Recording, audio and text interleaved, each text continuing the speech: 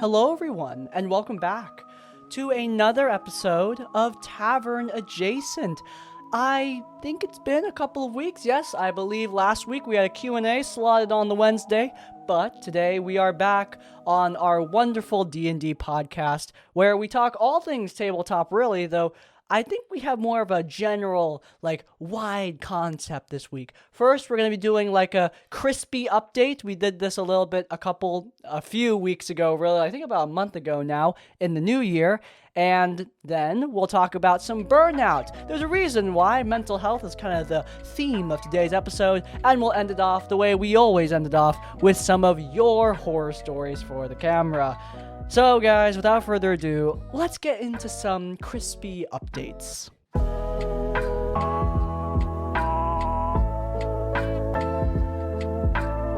Okay, so yes, we are back with some more updates on me. I know that this isn't really strictly tabletop related, but you guys responded pretty positively when I talked about what I'm doing with my own life not in the last episode, a few episodes ago on New Year. First episode in January, first episode 2023. We did a little bit of Crispy's Tavern talk, and you guys seem to enjoy it. So I thought I'd give a little bit of an update because I think there are some updates.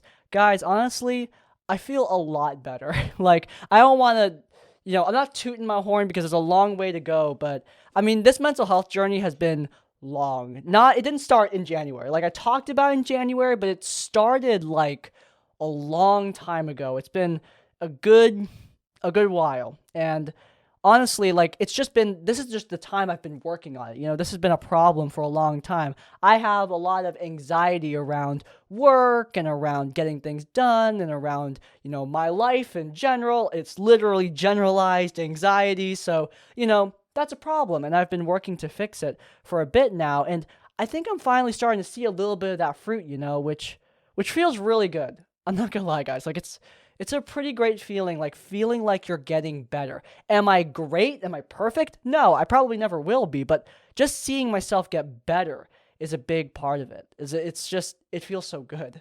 So, I just want to talk a little bit about that. First and foremost, I don't know if you noticed, but I decorated the room a little bit. I actually have a room now because I work in my room. I live in a 1-bedroom apartment, so I don't have a separate office and bedroom. I just have a bedroom that also acts as my workspace. However, there was a bit of a problem because previously, I brought a friend over and he pointed out hey, Crispy, you kind of just sleep in an office. You don't work in a bedroom. And I was like, that's a good point. My only decorations were sound panels. I had nothing around that signified that someone lives here other than there's a bed, a small bed that I sleep on with no fancy covers or anything. It's just blue. There's nothing that says hey, someone lives here and actually spends time having a life here. It's just an office. There's a desk and there's a microphone, there's recording equipment everywhere. There's a big whiteboard with a bunch of things to do. And I realized, man, I like getting things done, but I don't think that's a really healthy way to, wake up and go to bed at night. I'm surrounded by my work all the time. And while I think that that's partially good, you should have stuff around to get your work done, obviously. I think the problem is that that's all that I have. I have nothing else. And, this is where I live most of my life, is in this room. I sleep here, I work here. I thought I should make it a little bit more homey. So, small things, baby steps. I put up these shelves and put up more Lego sets. That's a big start. I don't know if I've talked about this before. I'm sure I'm going to talk about more, but I'm going to move the mic again a second, so it's going to make a little sound. But yeah, I love Lego a lot. Lego is a huge... What the heck? It's just not staying put. Stay put. Stay over here. There we go. Sorry if that made a little bit of a noise. Pulling the wire on the microphone is going to make a noise. But anyway, point is, Lego is a big part of my life. So putting up a few Legos that I like, getting some new sets, building some new sets, it made me feel really good.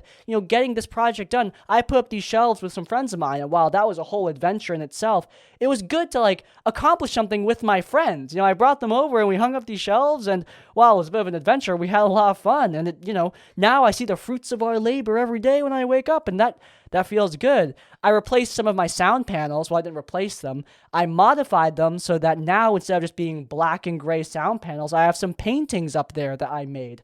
That looks great. Like, now I have some work that I created up on the wall that also doubles as a sound panel for acoustic purposes. You know, I put up some posters of, I don't know if you can see them. I think the Ring Wraith one is a little bit visible, but there's some posters of things I like that also act as more acoustic paneling. And while, again, it's practical, but it's also decorative. And while decoration seems like, you know, oh, whatever, who cares? Practical first is good, but living in such a, I don't want to say the word sterilized, but I think I used that word when I described my room in January, sterilized environment, that wasn't very, you know, conducive to a happy lifestyle, you know? I wanted to decorate a little bit, and now I feel a lot better. Even just small things, putting up shelves, getting new Lego sets to put up here, putting a little bit of my personality in the space has made me feel a lot better. Like, a shocking amount better for only 1 month of work. Like, there's still a long way to go in terms of decorating this place, but damn, already I feel a little bit better. Just that little bit is enough. And that's good. It shows that, like, the small steps that you don't think are going to be important, you know, they are important. Like, those small little things, just decorating your room a little bit, makes me feel so much better. I've worked with Momo in the past. I've talked about her a bit on the channel. I bring her up every now and then, especially when LARP comes up. But Momo O'Brien is a LARP YouTuber, and a long time ago, she made a video called the Anti-Depression Dorm, which was her dorm room back when she was at uni. And you know, I don't live in a dorm room per se, but, like, still, the same principle obviously applies to my apartment, right? So, like, in this space, I have decided to, like, make my own anti-depression, even though I wasn't depressed, I had anxiety, or have anxiety, anti-anxiety area. You know, now this place makes me feel a lot better. I'm not just surrounded by work, I'm also surrounded by things that mean a lot to me. Paintings I made, Legos I built, projects I finished. And damn, man, that does feel good. And then obviously this isn't the only thing I've done. I've also gone to therapy.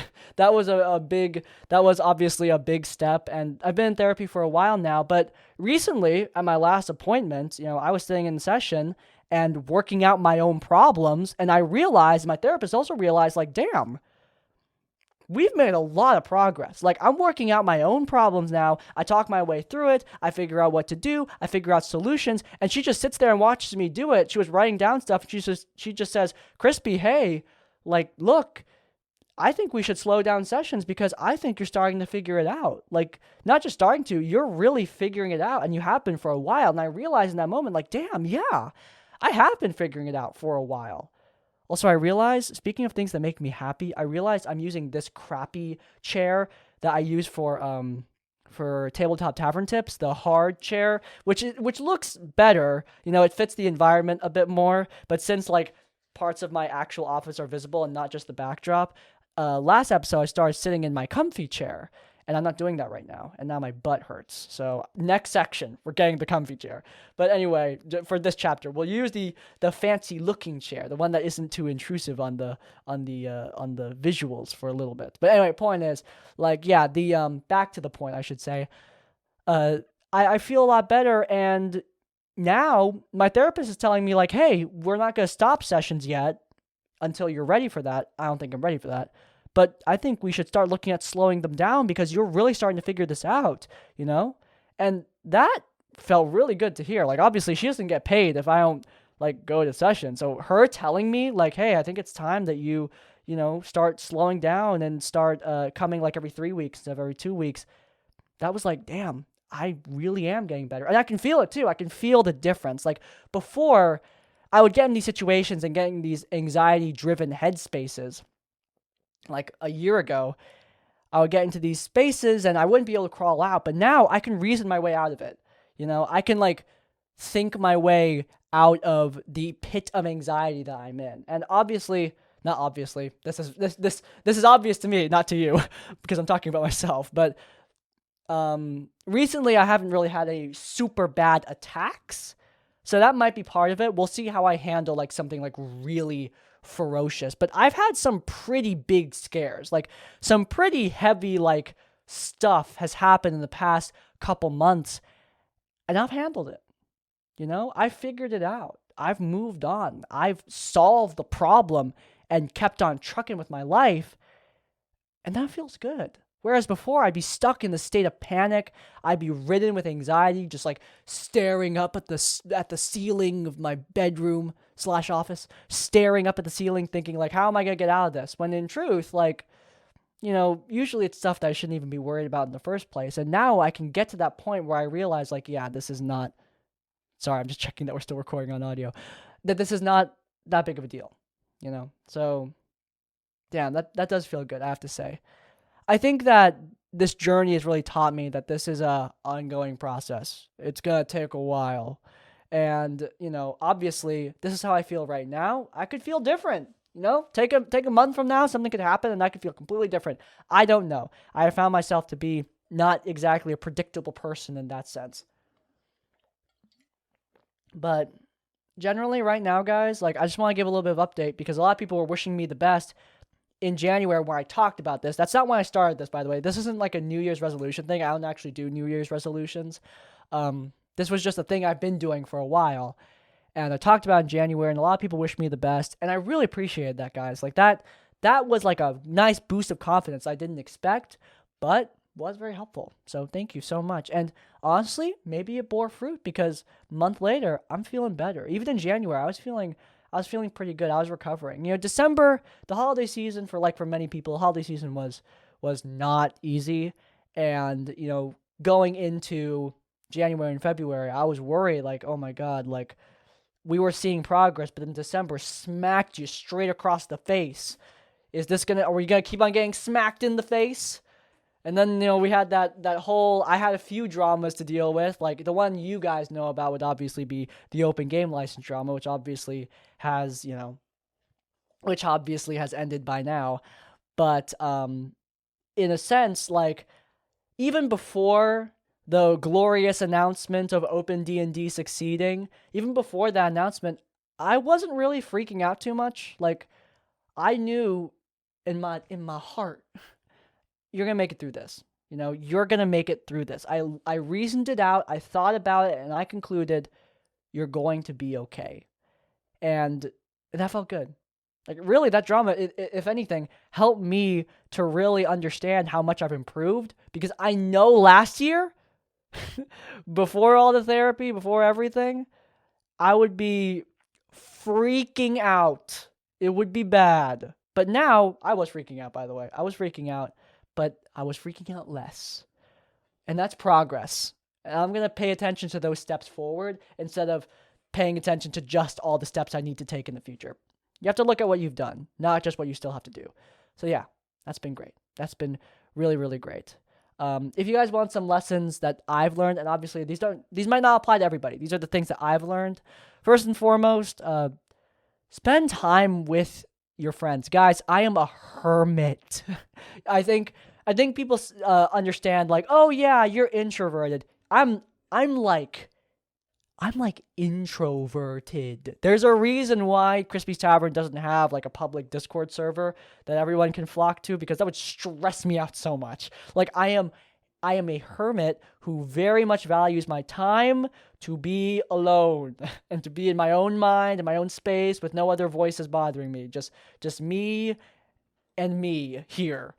And that feels good. Like, it feels really good. But, no matter how introverted you are, and guys, I am a hermit. Understand that.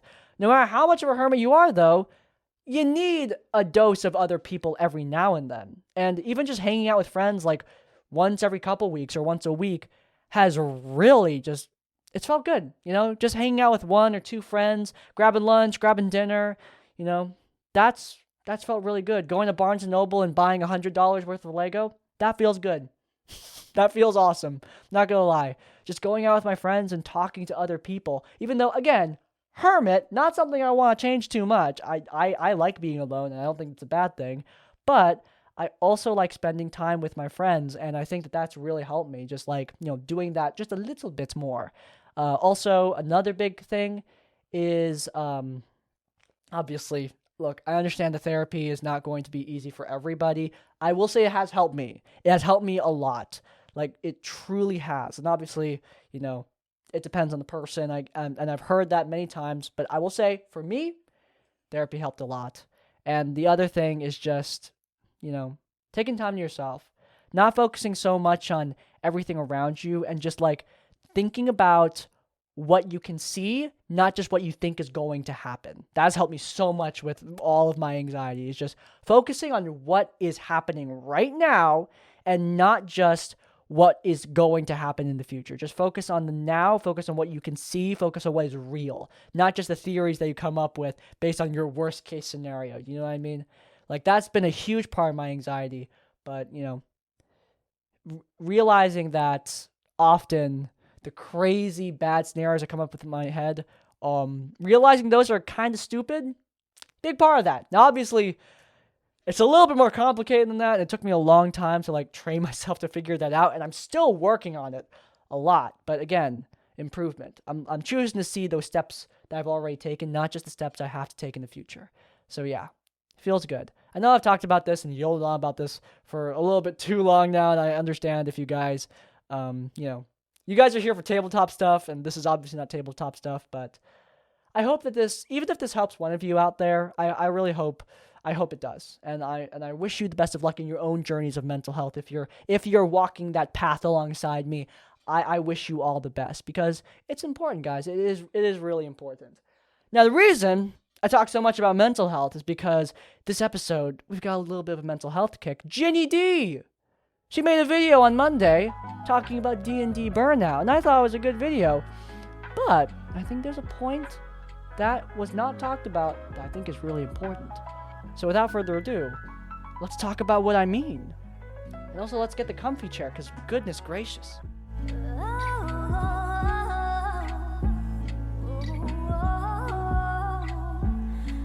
Alright, I have returned from my 20-minute geometry dash break. I'm now realizing that, like, I pinned this jacket, and I think these pins look really cool. Like, this one of Laudna, amazing.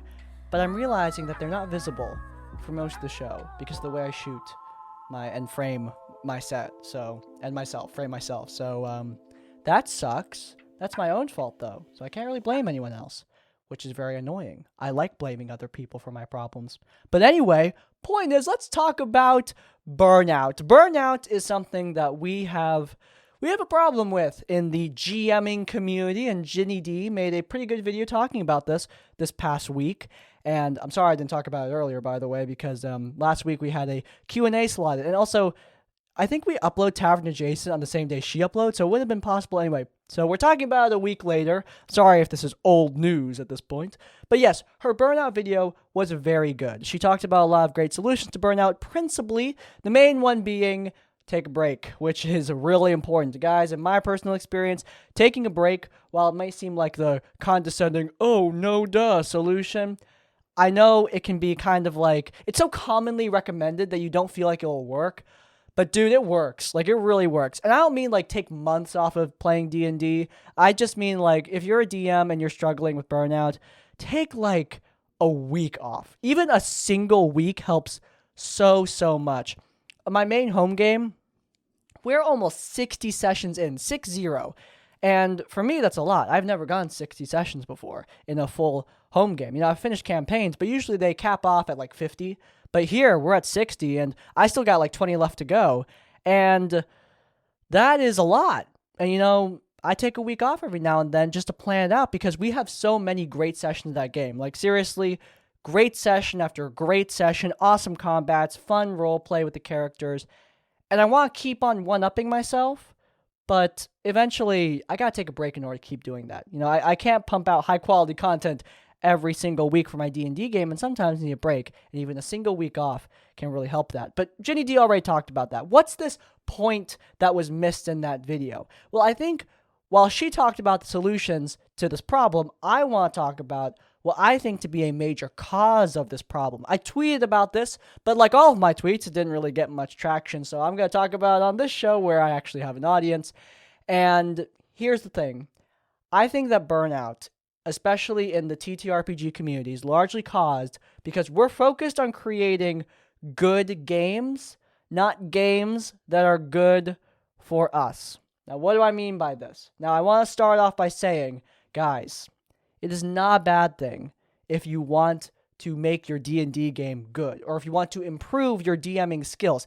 That is a good thing. You want to get better at something, and that is good. We're taught from a young age that we need to strive for greatness. We need to try our best to be great. And I have a feeling that the kids who took that really seriously and the kids who start being GMs, I feel like those kids have a lot of overlap. I have a lot of overlap with that. I was taught at a young age you have to excel and be great, and I apply that to my GMing, which, has borne some fruit. I think I'm pretty good at GMing. But there is a problem, a flaw with that comparison between, your work and your GMing. You're GMing for a game that you're playing for fun.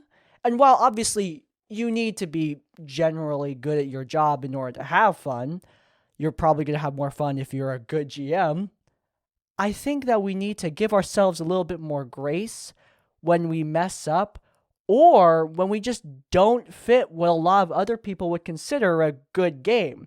First and foremost, we mess up. We mess up a lot as GMs, and I think in our pursuit of making good games, we really beat ourselves up over small mistakes. I see this a lot. We talked about it in our imposter syndrome video, but I didn't really connect that with burnout. I think I maybe said it once, but I think it's a big part of burnout. I think a big part of burnout is how much we beat ourselves up over small mistakes that we think are major. But at the end of the day, you're not an RPG horror story because, you had one bad role-playing encounter or one awkward moment. Like, I was hard on myself this past week. I was talking a lot earlier about how I've made a lot of progress in mental health, but, I said that I wasn't done with this journey, and this past moment was an example of that. There was a little bit after a session this past Saturday where there was an awkward moment. A player told me that they were very confused during combat, and that kind of freaked me out. Like, my job is to present a difficult but manageable and, more importantly, understandable combat. Sorry, just checking on. I think my screen is rather bright because Audacity is up and I've got the light mode on, so sorry about that. But anyway, point is, back to the thing. What was I saying? Yes. Last week I had a game and my combats, they're really difficult, and somebody said that they were confused, which to me is bad. My combats are difficult, but they should be simple and manageable and understandable. And after the game, that was concerning to me. That was worrying to me. I messed up. I messed up bad. My players didn't know what was going on. But, back to that whole logical thinking thing, it was only a problem for like 30 seconds before I explained what was happening. It was not that big of a deal, right? So, yeah, I think, however, that minor moment sending me into a bit of a panic should showcase how much myself, and I think a lot of other GMs out there, take mistakes very seriously. And that kind of mentality being long-term can lead to burnout very quickly, First, and I think that first we need to talk about that, because I think it's the most common thing. Again, mistakes are okay. You learn from them. And hey, realize that sometimes it might take a little bit of time to learn from them. You're not going to perfect everything about your game first try, It's going to take a little bit. But I think the thing that I think not enough people talk about is the second point. And the second point isn't just mistakes that you make. The second point is realizing that your game and your definition of good may be different from someone else's. This is another thing that I think can cause burnout through the pursuit of good D&D or good tabletop. What the hell does that even mean? Like, what does it mean to have a good tabletop game? Well, I think it's just, you and your group have fun. That's the criteria. That's it. But I feel like a lot of the time, even here on YouTube, and I'm responsible for this as well. I'm putting myself in this bubble as well. I think we can give a lot of this D&D advice or this tabletop advice, and there's this expectation like, okay, if I do this, my game will be great, but that's not always the case. Not every piece of advice is going to apply to every game. Remember, my games, like I said before, very combat heavy. My home game, combat every session. The combat is the main focus. It's the main draw. It's what my group comes to my games for. They come to have fun, but their definition of fun is role-playing a little bit at the beginning and then using that role-play as a bouncing point to get into some epic big fight, And that is a big part of what makes my games special. But that's not everyone. When I give personal D&D advice, a lot of what immediately comes to my mind is how to challenge my players in an appropriate way, how to build balanced yet challenging encounters that will make the party think. That is a lot of what I seek out as advice for my D&D games. And whenever somebody asks me, like, what's the most important lesson you've learned as a dungeon master? I mean, learning to make challenging combat, and the process of learning how to make combat that challenges my players, that was a big part of my DMing journey. But again, like, look, guys, a lot of GMs aren't like that. A lot of GMs don't run that kind of game. A lot of GMs run something very, very roleplay heavy, and I've been learning how to do that myself for my actual plays. And yeah, it's a very different style. Advice on that will be different from advice that I was taking normally from my home game, right? And those styles, neither is better than the other. Neither constitutes good D&D. They're both equally valid. Frankly, whatever game you want to play, no matter what, is valid as long as you and your friends are having fun in the comfort and privacy of your own home. That's what matters most, is that you and your group are having fun. You need to make a game that's good for you guys. And again, I want to reiterate this too. I've said this a few times. It's important not to take this too far. But when I'm talking about a game that's good for you guys, I mean you, the GM, too. The game has to be good for you, too. It's not just good for your players. Like, you need to run a game that you enjoy running. That's really important. I think a lot of GMs get, I don't want to say suckered into. That sounds very mean.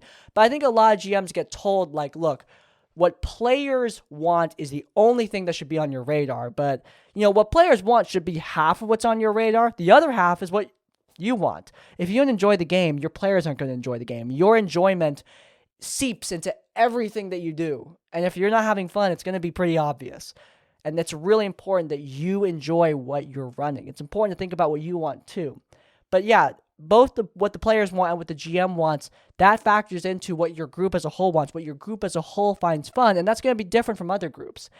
And that's really important to remember. And I think a lot of us forget that. We pursue this idea of good D&D. We follow advice that maybe doesn't apply to your group. I remember there was a week where I was watching a bunch of videos on how to make, geographically realistic maps for fantasy worlds. And I sat down one day and I realized, why the hell did I do that? I really don't care about making geographically accurate maps for my D&D worlds or my tabletop worlds. It's not important to me. And that's not to say that, anyone who cares about that is stupid or dumb or wrong, because you're not. I mean, if you care about that stuff, that's awesome. And I encourage you to check out videos and learn how to make your maps more accurate to real geographic formations. That's awesome. But it's not something that interests me. So why would I take up time doing that when I could be doing other things? Again, not to say that those skills aren't valuable. They are valuable skills. But, in the grand scheme of life, I'd rather spend time on things that I would want to be doing, not things that are just kind of there. You know what I mean? That are kind of important to me. This brings me to another point. Actually, very neatly, I got a voicemail recently for this series. For this very series we're on right now. I want to use it in a caller thing, but it wasn't really a horror story. It was just kind of like a simple question that would have fit better into Q and play, honestly. But anyway, the point is that the question was like, hey, I got a player, he's really power gamery, and it's making it really difficult for me to balance combats because he's just one player holding back the dam while everyone else is kind of behind him, and that presents a variety of problems. But when the DM talked to the player and said, hey, can we talk about tuning down your build or something? The player responded, no, I'm making you a better GM. And I think that there's a variety of problems with that idea, but I think the main one is that, first and foremost, I agree that if you learn how to make challenging encounters for high-power players, I think that's a valuable skill. I think that that's a valuable skill to have. I need to exercise that skill a lot in my home game. Is that a skill that's absolutely 100% required for every single GM? No, it's not. Would that skill be helpful? Yeah, it would. But do you need to learn it immediately? Do you need to drop everything to learn the skill? Do you need to prioritize this above all other aspects of your game? No, absolutely not. when it comes to seeking improvement in our games, I feel like we can fall into this toxic mindset of wanting to learn everything and learn it now and learn it fast. And if we don't do it fast enough, we're bad at our jobs. And that is not a good principle to have for a game that you're supposed to be playing for fun. First and foremost, not every skill is going to be useful for your games. We had that whole balancing for high power players example. We had the geographic maps example. Those are skills that will be useful in a lot of games. And if I learned those skills, that would be awesome. That would be great. I would love to snap my fingers and learn everything about making geographically accurate maps. That would be an amazing skill to learn. But learning takes time, and frankly, right now, at this very moment, I'd rather spend that time learning other things. Right now, I'm trying to learn to be a better voice actor. It's a skill I'm genuinely interested in, a skill that I used to be pretty good at. Back when I did prose speaking and impromptu speaking competitively, I was actually top of my state in my categories. I was the best in my state. Nowadays, not so much. I have far regressed down to the bottom. I'm quite bad at voice acting now, but I want to relearn those skills. It's something that I find valuable and something that I think is going to make my games more fun, especially since a lot of time my players get confused on what NPC they're talking to because I recycle the same 3 voices over and over and over again. I'd like to not do that anymore. But voice acting, a skill I care about, may not be a skill that other people care about because, again, while learning to be a better voice actor is perhaps a skill that would make you a better dungeon master, a skill that would make you a better game master, a skill that may be useful, is it 100% required? Do you need to learn it immediately? Not really, no. There are very few skills I find for game mastering that you need to learn 100% right now, immediately, go do it, drop everything to learn this, right? I think there are very few skills on the board that are required in order to do this. You just need to do what your players and what you think will make the game more enjoyable for you guys as a group. That's it. Improvement is important, but I think we should prioritize things that we actually want to learn. I think that is a really important thing to remember, especially for a game we're supposed to be playing for fun, for enjoyment, right? It's not fun to force yourself to learn these skills that you just don't think are interesting or don't think will make your game better for you or your group as a whole. Again, we'll go back to that power gamer example. That's an interesting example. You do have one player there who, his experience would probably be helped by that DM learning to create encounters specifically around, his powerful builds. But what about everyone else? If the DM applies that skill, they're just going to leave everyone else in the dust, and everyone else may not be down to make highly specific power gamey builds. It's important to take into account the whole group and not just an individual, and not to force yourself into niches that you don't want to fit into. Maybe the GM doesn't want to run a game with super high powered encounters. I mean, that's possible and that's valid, and that's coming from me. A guy who ran a whole actual play where the commenters were frequently telling me, "Oh my god, I thought everyone was going to die." That's coming from me. I love high-powered encounters. I love intense combats. But again, not a skill that is at all required to be good at the job. I think that this is a big source of burnout. I think that this pursuit, at times, I don't want to say the word toxic because it has a lot of connotations, but I do think, maybe it applies here. This kind of toxic mentality around self-improvement when it comes to being a dungeon master and a game master, I think that this is a big cause of burnout. I think focusing on what is good generally, what is good in the eyes of the wider community, I think that is not a healthy way to run your games. You need to focus on what's good for you guys. Now, obviously, if you're doing a game for randoms, I think you need to focus on, more what's generally fun for the group because, you're having randoms join your game. But that's why so many GMs have applications and interviews and such to find people that will fit their style. Again, you need to find groups that fit you and find groups that will enjoy your games the way you run them. No matter what kind of game you run, you just need to have fun with your group. That is what's important. Not finding approval from just the general community or following the instructions of some YouTube video made by some idiot, I think that there are important skills that I think are universal, stuff like having a healthy social circle and, treating people with respect. Those are things that I talk a lot about on this channel because often I focus around mental health when it comes to TTRPGs, because that's something that I can generally talk about, and I think that applies pretty broadly. But if you've noticed, I avoid things like game mechanics. There's a reason why, because again, I don't want to fall into the problem with talking about tabletop, and that problem being that so many tables are so different, you know? So yeah, I mean, I think that is a big thing behind Burnout. If you haven't checked out Ginny D's video on Burnout, it's a good one. It's a really good one. She covers a lot of great solutions to Burnout. But I think that this is another point that is really important. Remember to focus on what you and your group love about these games, right? Focus on what you guys find fun. Yeah, I think that we've talked about that for long enough. I'm going to get straight into the next section. No more 20-minute breaks to play Geometry Dash. I think it's about time that I take your calls and answer some of your voicemails.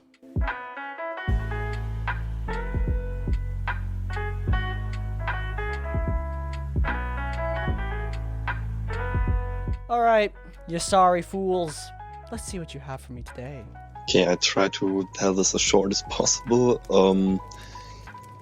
I'm a fairly new DM, and I only started playing D&D with my friends because I love storytelling, world building, and wanted a way to share this with my friends. And so I only play D&D so I can be a DM.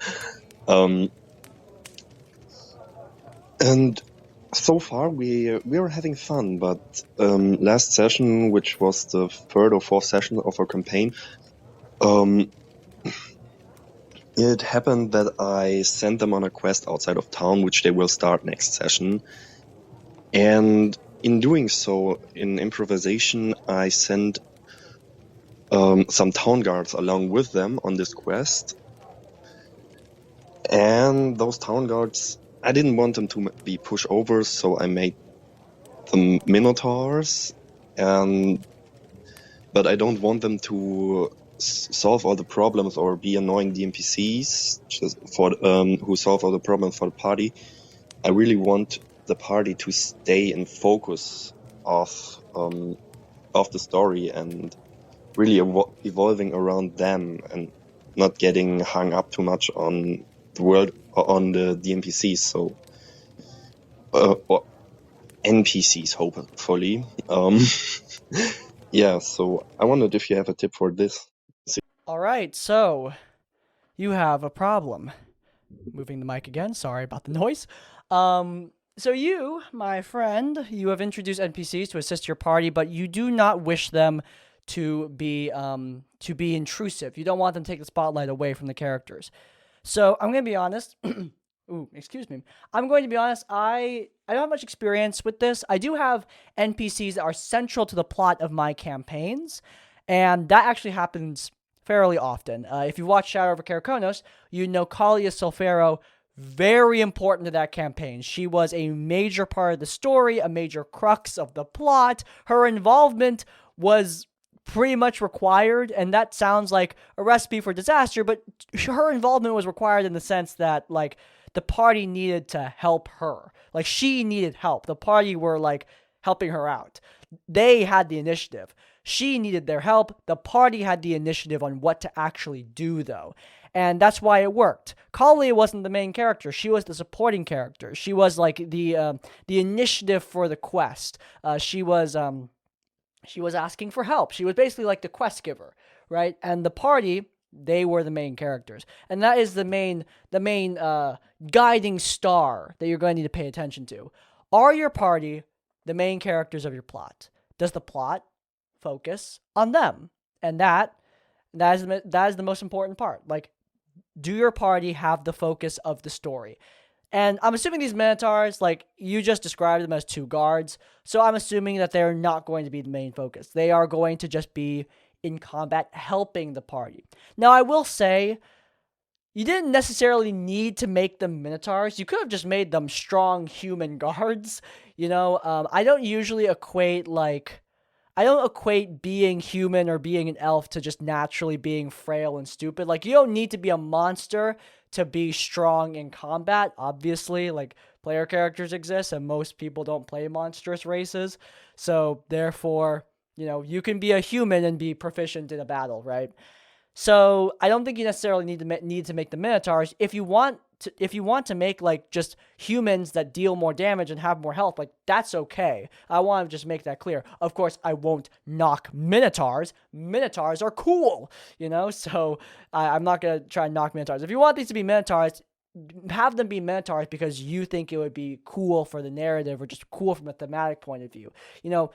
Just because you want the guards to be strong doesn't mean they necessarily have to be Minotaurs specifically, right? This is something that Flee Mortals by Matt Colville does really well. Available on Kickstarter. Hashtag not sponsored, but hashtag I really want you to buy it anyway. Show him where the money is. I'm serious, guys. But anyway, point is, I say point is a lot. I need to stop doing that. Back to the point. I think as long as from a story point of view, these Minotaurs aren't stealing the spotlight, I think you're good. From a combat point of view, this is where it gets complicated. Kali Sulfero was basically never in a combat in Shadow over Karakonos, and it's extremely rare I do allied NPCs in combat. It basically never happens. I tried to make it a thing in my first ever campaign for one session.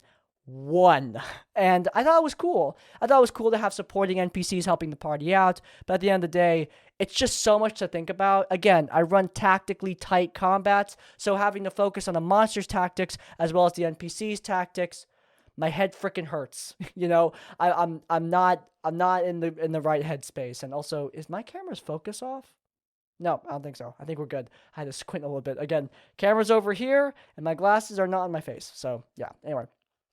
Again, getting distracted. I think you're going to be fine as long as the Minotaurs are of an appropriate level. I feel like if you're going by CR, the Minotaurs should be, I believe a Minotaur is CR3. If you're doing a CR4 fight, I think it should be fine. They provide assistance, but not too much assistance. Have them share initiative as well, so they're not taking too much time in combat, and have their actions pre-planned. Like, don't be too advanced with what they're doing. They shouldn't be doing epic combat maneuvers. They should just be hitting the enemy. That's it. They should be being the basic of the basic while your party are doing the crazy extreme stuff. Not to say they can never do something cool. Again, if you go Shadow over Karakonos, Kalia did some cool stuff. But it was mostly overshadowed by the main character of the story because, again, they're the main characters. She is a supporting NPC, right? A central part of the story, but still in a supporting role. So, again, that was a lot of rambling, but I hope that helps you out. Just make sure that they're not taking the spotlight in either combat or role play. Just follow your gut and make sure that your players are the focus. Okay, this horror story comes from a Star Wars campaign I was in. One of the players, for reasons I still don't understand, seemed to have it out for me, and they decided to put their blaster in and point it right at my ass. Their words, not mine. When I responded by stabbing their character in self-defense, I was the one who was punished and the other player didn't get punished at all. I am also no longer with that group, I should mention, because the second part of this horror story happened a few sessions later. The GM had us show up at a masquerade, and some of the people were still alive.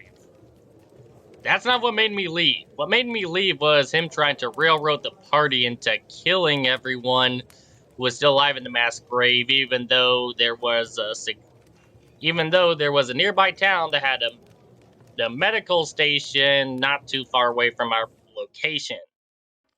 Okay.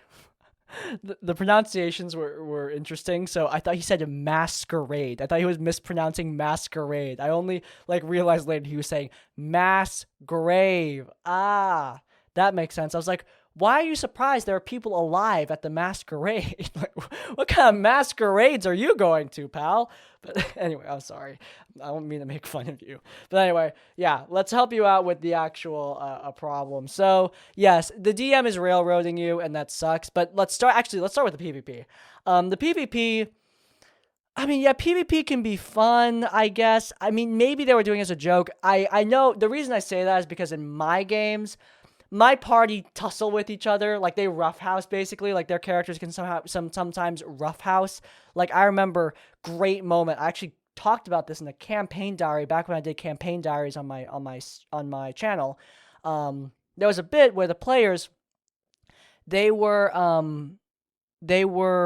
going into this big dungeon filled with mimics. There were mimics everywhere. Mimics as far as the eye could see.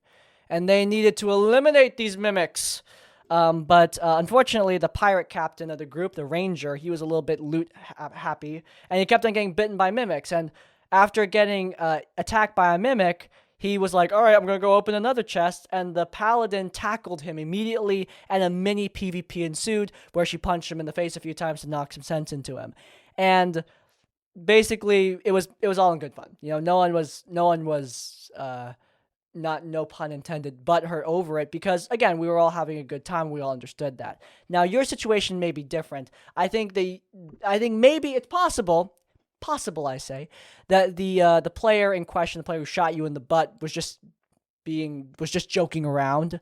But I also think that you might not know this person well enough to understand that. And again, humor is so subjective. Like, what one person finds hilarious may be completely unfunny to another person, right? Another reason why I try to keep my jokes out of this show. They're not usually that funny. But anyway, back to it. You know, you may just not have laughed at the joke, but frankly, that's on this guy. Like, this guy should not be joking around someone that he doesn't understand that well. And frankly, if it is taken as a hostile intent, the GM shouldn't be punishing anyone for it. You know, like, that's bad form. That's the GM taking a direct side and actively punishing someone rather than just having communication and elaborating on what's going on. So yeah, an L both on the player who shot you and on the GM. The player shot you even if he was joking, you know, still, like, not cool to joke around with somebody who just doesn't understand yet. You know, get to know someone first before you start joking around like that, right? And the other thing is, GM, don't punish people for just not understanding someone else's sense of humor, right? Like, have a discussion about it at the most, laugh it off at the least, right? Like, come on. And then the railroading. Like, the railroading like that is not great. Basically, the GM is trying to force you into this moral dilemma. Like, oh, you need to mercy kill these people in the masquerade mass grave. And, yeah, that's not great. I mean, if the GM really wanted to do this, the guy should have at least thought it out a little bit. Like, made the grave far away from any towns. But, you know, from your perspective, the GM didn't do that. I think having some kind of massive moral dilemma like this is okay if it fits the campaign. If you're playing a happy-go-lucky campaign and then you're suddenly forced to massacre the innocent, yeah, no, it needs to fit the tone, right? Like my home game, for example, it's a pirate adventure game. We get a little dark, sometimes a little, but it's mostly a pirate adventure where the party are just fighting and killing the bad guys, and that's it. There's not really a lot of moral complexity there. There are serious moments, but it's mostly like a Pirates of the Caribbean-esque pirate adventure, right? So if I were to pull that stunt on them, even if I were to make it make sense and everything, still would have been dumb, because that does not fit the campaign that we're playing. It would be a tone shift of ridiculous proportions, way out of line, right? Like, I think that was... I think if you were surprised by it, I think the GM should have maybe established it better and also made it make more sense, right? If there's a town with medical help that close, it doesn't make sense that you'd have to mercy kill all these people. Especially since, like, does the party have, like, healing or something? Like, you have no healing potions, no healing spells. These people are beyond saving. A little bit dramatic for my taste, and maybe a little bit out of the tone of your game, right? There's just a couple layers of issues on this cake. You know, of course, this is from the caller's perspective. There might be information we're missing, but, you know, we'll choose to trust here, because choosing not to trust would thrust us into the what is true dimension. I don't think I've talked about what that is on this show, but just know that it's bad and will send me into an existential crisis. So let's not do that. Let's move on to the next caller. Hey, Crispy. First, I want to say, love the videos, love your channel, you're super awesome. Want to get your opinion on something. So, I'm a part of a weekly in-person group that swaps DMs about every 4 to 6 weeks, and they all have very diverse interests. So last year, I started running a campaign for a few months, and some people really liked it, some people were indifferent, and some people, they want to do something different with the campaign. Well, while they're deciding that, a bunch of other people are DMing a bunch of other stuff. And we haven't really returned to that campaign for about a year. And I've talked to some people about it, and some people really want me to return to my campaign, while others are indifferent, and still others don't really want to return to my campaign. So I don't know what to do. Should I just speak up and say, let's return to my campaign? Should I just wait and kind of let it go onto the shelf? What do you think I should do? So you're awesome, Crispy, and yeah, catch you later. I mean, are you gonna catch me later? That's kind of ominous. Where am I gonna see you? Do you know where I am? I'm just kidding. I'm screwing with you. Back to your voicemail. Great question. I think, look, the main thing you gotta realize here is if people don't want to play in your game, they don't want to play, and that's okay. They can play in someone else's game. I'm not trying to say that to be like snarky. I'm being serious. Like, not everyone needs to play with everyone else. Some people just don't fit together. Like, again, my game, I know a lot of people in the audience probably wouldn't enjoy the kind of game I run, and that's okay. You know, I run for my players, and that's what's important, right? But, you know, going back to it, you have players. You told me you had players who are interested in your game. Run it for them. You know, propose the idea for everyone. Tell everyone, like, hey, I'm really down to run this game. I want to do this. If you want to play, let's play together. If you don't want to play, we don't have to, you don't have to join the group. If you propose the game, they're not automatically forced to join, you know? If they don't want to join, they just don't join and move on, right? Like, I think that's a pretty simple equation, at least in my mind. You know, maybe this group, this Discord server or friend group, or whatever you're in, maybe that it functions a little bit differently from my knowledge. But to me, I think, you know, you tell the players who want to join your game, like, let's go, let's do this. You play and run for them, and, you know, you move on. If people want to join, they want to join. If they don't want to join, you know, again, like I said, they don't have to. They can play in other games and have fun on their own time, right? In terms of, like, I wonder if you're asking because, like, oh, these players don't want to play in my game. Is that a sign of that something's wrong? I don't think so. Like, if you're worried that people not wanting to play in your game is a sign that there's something wrong, I say don't. I've had that too, you know.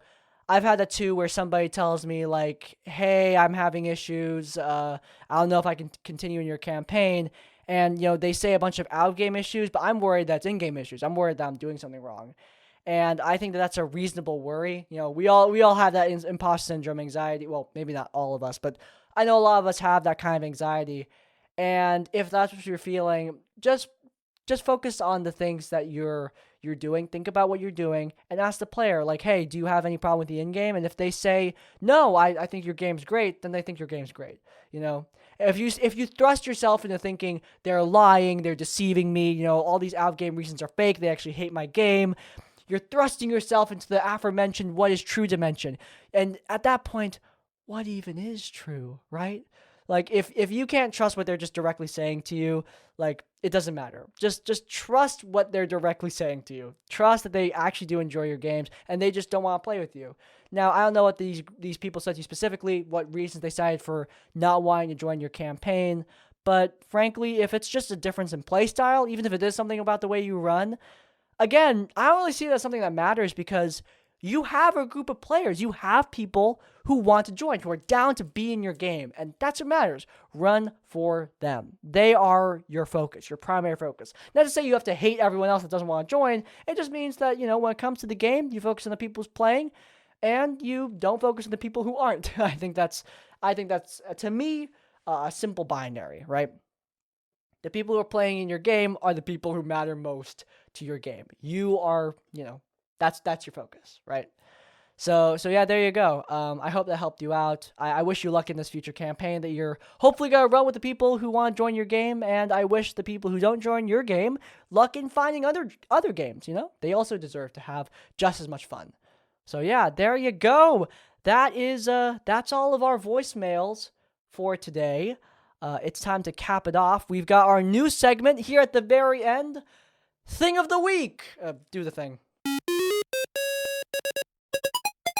This week, my thing of the week is analog horror. Oh my goodness. Internet analog horror. I have been watching so much of this week. You know, while I'm building Legos, while I'm editing, before I go to sleep, which might be a bad idea. Stuff like the Walton Files, stuff like Gemini Home Entertainment, Local 58, a classic. And just recently, Nexpo, who is the main channel by which I consume a lot of this analog horror, he just uploaded a video called about thalassophobia, about fear of the ocean. And I thought it was brilliant. I thought it was very well done, very well edited, very well put together, very well presented. I was at first kind of weirded out by it because Nexpo wasn't just talking about real life ocean stuff. He was just generally talking about a lot of media that represents thalassophobia, media that represents fear of the ocean, like a video game, a comic book, a manga. Sorry, I should use the proper terminology. A manga that represents thalassophobia. I thought it was brilliant, though. Even though at first I was like, wow, he's talking about a lot of different stuff. Is this video disjointed? Does it have a focus? But I realized the focus was fear of the deep. It was thalassophobia. And even though it covered a variety of different pieces of media, I thought that was the video's strength.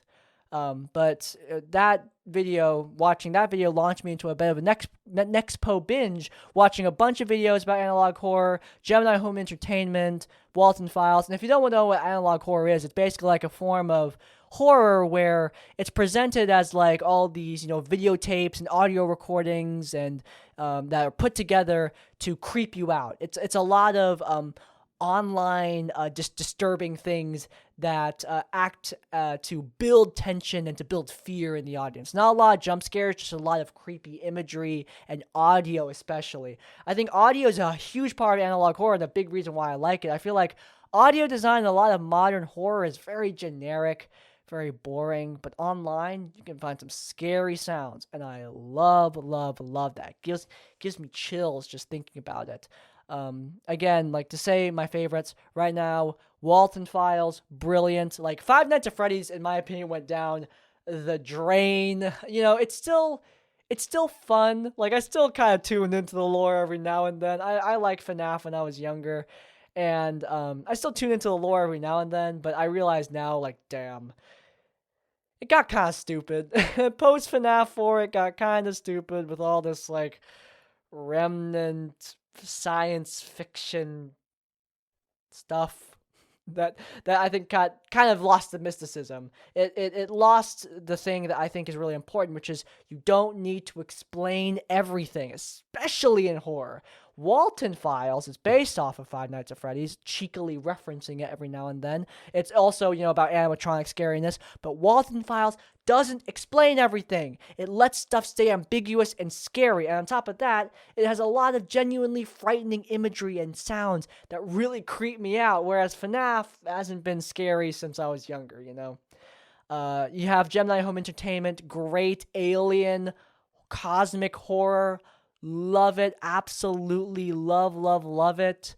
And then Local 58, similar eldritch being horror that is connected to our moon. And I think the moon is a really underused part of cosmic horror that I think could be really cool. The moon can be kind of creepy if you do it right. I think Matt Mercer is actually doing that for Critical Role Campaign 3, which I'm really, really excited for. But yeah, analog horror, that's my thing of the week. And with that, I think we're going to end today's episode of Tavern Adjacent. If you guys enjoyed, then please do leave a like. If you want to see more of my content, then you can check out our Q and Play series where we answer your questions in a rambling unscripted format while playing some video games. It's linked in the cards. And while you're there, subscribe to Crispy's Tavern to get more of our content right as it comes out. And finally, if you want to leave your own stories and thoughts, go down in the comments down below. If you can't think of a comment, leave the comment "No more Burnout" to let me know you made it to the end of the video. In essence, like, comment, subscribe. I will see you all next time. Farewell.